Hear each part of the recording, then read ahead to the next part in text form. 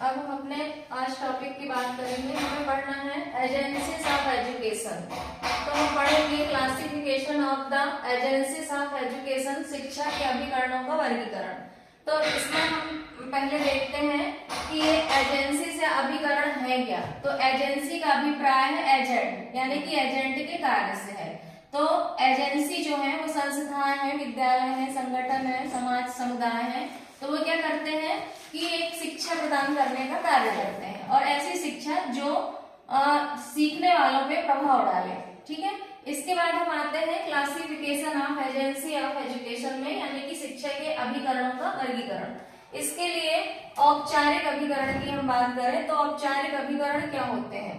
तो औपचारिक अभिकरण यानी कि फॉर्मल एजेंसीज, ये क्या होती है, इनका एक निश्चित नियम होता है, निश्चित अवधि होती है। जैसे कि स्कूल, कॉलेज, यहाँ पे क्या होते हैं कि एक पाठ्यक्रम के तहत आपके सिलेबस के अनुसार क्लासें लगती हैं, प्रैक्टिकल होते हैं, खेलकूद वगैरह, साहित्यिक कार्यक्रम, टोटल चीजें नियम अवधि के दौरान होती हैं, और वो शिक्षा स्कूल या विद्यालय में प्रदान की जाती है, जिसको हम क्या कहते हैं, औपचारिक अभिकरण यानी कि फॉर्मल एजेंसीज। जिसके लिए स्कूल होते हैं, स्कूलों में लाइब्रेरियां होती हैं, पुस्तकालय, भवन, ये सारी चीजें में एक भवन के अंदर एक निश्चित योजना के तहत, है ना, स्कूल, विद्यालय, कॉलेज खोले जाते हैं, और वहीं पे निश्चित नियम से पढ़ाई होती है।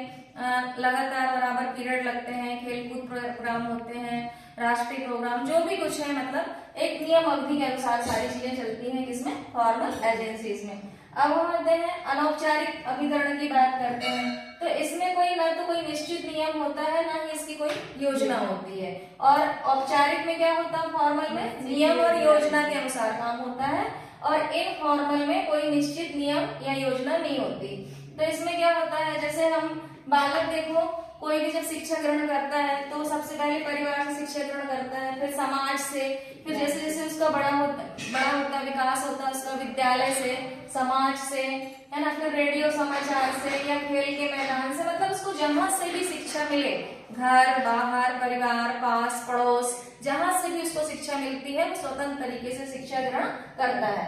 किसमें करता है वो, इनफॉर्मल एजेंसीज में। अब आती है यहाँ पे कि नॉन फॉर्मल एजेंसीज। इसमें क्या बताया है, ये स्वतंत्र तरीके से बाहरी वातावरण में, मतलब नॉन फॉर्मल में आप पत्राचार द्वारा प्राइवेट माध्यम से पढ़ तो सकते हो।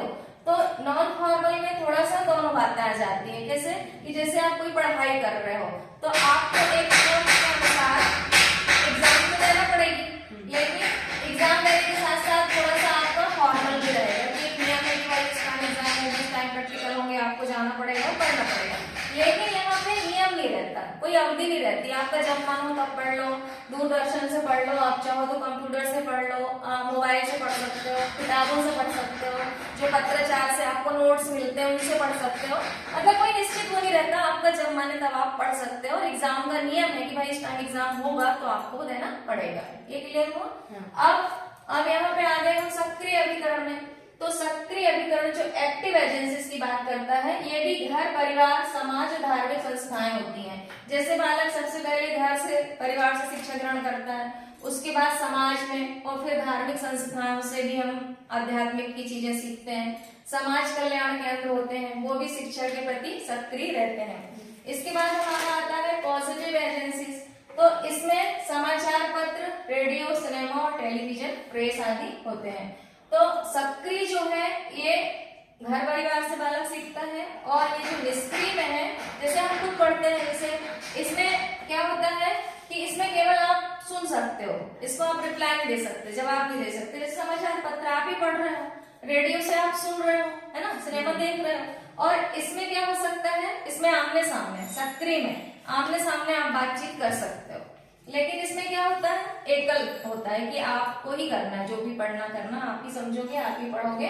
और इसमें आप फेस टू फेस एक दूसरे से बात करना, एक दूसरे से सीखना, समझना, हाँ, सारी चीजें हम वार्तालाप के थ्रू भी कर सकते हैं। तो ये हो जाता है इसमें सक्रिय अभिकरण में, एक्टिव एजेंसीज में, कि हम घर परिवार, पड़ोस, समाज, धार्मिक संस्थाओं से, समाज कल्याण से सीखते हैं। ठीक है। और निष्क्रिय में क्या होता है कि आप अकेले ही होते हो पढ़ने सीखने वाले, और स्वयं ही करना है, मतलब आमने सामने बातें नहीं हो सकती, इसमें हो सकती है, इसमें समझ सकते हो। फिर आता है व्यवसाय अभिकरण।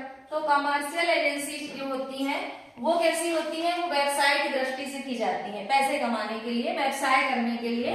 तो ये व्यवसाय करने के लिए जैसे पत्र पत्रिकाएं छपती हैं, बहुत सारी देखा होगा आपने हर तरीके की, और फिर नाटक, फिल्में, रेडियो, ये सारी चीजें मनोरंजन के साधन होते हैं। तो वो व्यक्ति का मनोरंजन करते हैं, लेकिन उनका उद्देश्य क्या होता है कि व्यवसाय करना, मतलब टिकट के द्वारा आप जाते होगे देखने सुनने, ये सारी चीजें। तो ये व्यवसायिक अभिकरण है। इसमें आप क्रिकेट भी ले सकते हैं, क्रिकेट में भी देखा होगा जब मैदानों में खेल वगैरह होता है उसमें टिकट वगैरह मिलती है, आप जाते हो देखने।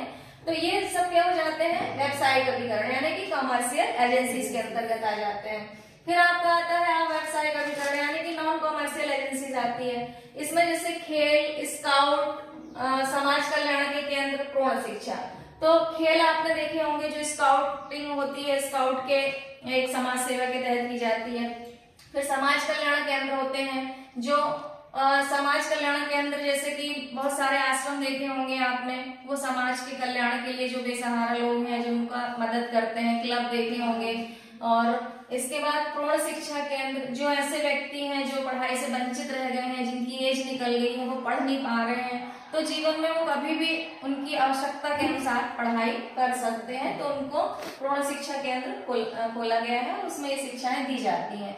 तो इनका उद्देश्य जो व्यावसायिक अभिकरण है, इनका उद्देश्य लाभ कमाना, व्यवसाय करना नहीं होता, ये केवल सेवाएं देते हैं अपनी।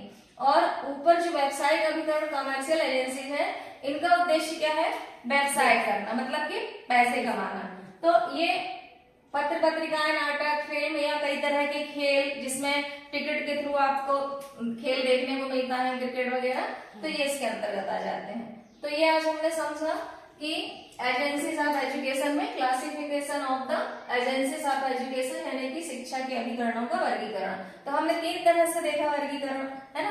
3 तरह में हमने क्या देखा कि एक तो औपचारिक अभिकरण था, है ना, जो कि निश्चित योजना, निश्चित नियम के तहत होता है, और ये कहाँ होता है, स्कूल, घर, कॉलेज, विद्यालय, भवन जो निश्चित रहते हैं वहां पे निश्चित नियम अवधि के दौरान होता है। और अनौपचारिक में हमने देखा कि ना तो कोई निश्चित नियम होता है, ना कोई योजना होती है, जैसे परिवार समाज से हम सीखते हैं, समाचार, खेल के मैदान, दल गुट से सीखते हैं, इस तरह से। और फिर नॉन फॉर्मल में कि हम पत्राचार के माध्यम से, दूरदर्शन, आकाशवाणी से हम अपनी पढ़ाई लिखाई ऑनलाइन जैसे करते रहते हैं। तो इसमें आप स्वतंत्र तो रहते हो, लेकिन एक निश्चित नियम अवधि के दौरान आपको एग्जाम भी देना पड़ती है। तो हम इन दोनों की बात इसमें नॉन फॉर्मल में आ सकती है, यानी कि फॉर्मल की भी और इनफॉर्मल की भी इसमें हो सकता है, किसमें, नॉन फॉर्मल में, क्योंकि ये पत्राचार माध्यम होता है। इसके बाद सक्रिय अभिकरण में हमने देखा कि इसमें भी घर परिवार समाज, जो चीजें हम घर परिवार, पास पड़ोस, धार्मिक संस्थाओं से सीखते हैं, वो चीजें हो जाती हैं। पैसिव एजेंसीज में पत्र, समाचार, रेडियो, सिनेमा, समाचार पत्र, टेलीविजन, प्रेस, ये आ गया। अब इसमें क्या हो गया, व्यवसाय की दृष्टि से, और ये मतलब समाज सेवा की दृष्टि से। तो ये चीजें हमने देखी agencies of education. Thank you.